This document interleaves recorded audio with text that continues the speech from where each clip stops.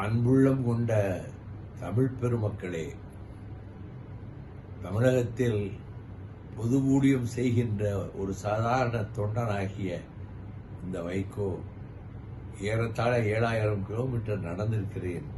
ஆனால் நான் கீழே விழுந்ததில்லை. இப்பொழுது 4 நாட்களுக்கு முன்னர் நெல்லைக்கு சென்றிருந்த இடத்தில் தங்கியிருந்த வீட்டில் படிகளின் வழியாக ஏறாமல் பக்கத்திலே இருக்கக்கூடிய திண்ணையிலே ஏறினேன். அப்படியே அலைமலைத்து இடதுபுறமாக சாய்ந்து விட்டேன். எனக்கு தலையில் அடிபட்டிருந்தாலோ முதுகெலும்பு அடிபட்டிருந்தாலோ நான் இயங்க முடியாமல் போயிருப்பேன். இப்போ என்னன்னா, இடது தோள்பட்டையினுடைய அந்த கிண்ணம் உடைந்திருக்கிறது, அதோடு அந்த எலும்பும் கீறி இருக்கிறது.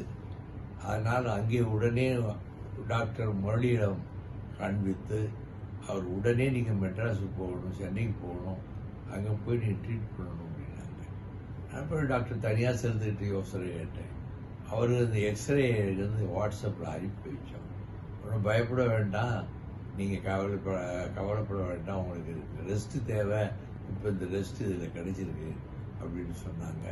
எனக்கு அநேகமாக ஒருவேளை நாளைக்கே அறுவை சிகிச்சை நடைபெற்று அந்த கிண்ணம் தோள்பட்டையிலிருந்து விலகி இருக்கிறது அல்லவா, அதை திரும்ப பொருத்திவிட்டு அதோடு சேர்ந்த எலும்பும் ஒரு 2 சென்டிமீட்டர் உடைந்திருக்கிறது, அதுக்கும் சேர்த்து நாளைக்கு அறுவை சிகிச்சை செய்யலாம் என்று டாக்டர்கள் இங்கே திட்டமிட்டிருக்கிறார்கள் அப்பல்லோ மருத்துவமனையிலே. ஆகவே நான் நன்றாக இருக்கிறேன், முழு ஆரோக்கியத்தோடு வருவேன். எனக்கு முன்பு போல இயங்க முடியுமா என்று மட்டும் யாரும் சந்தேகப்பட வேண்டாம். நான் உழைப்பு என்பதற்கு இலக்கணமாக இருக்கக்கூடியவர் என்பதை கலைஞரே சொல்லியிருக்கிறார்.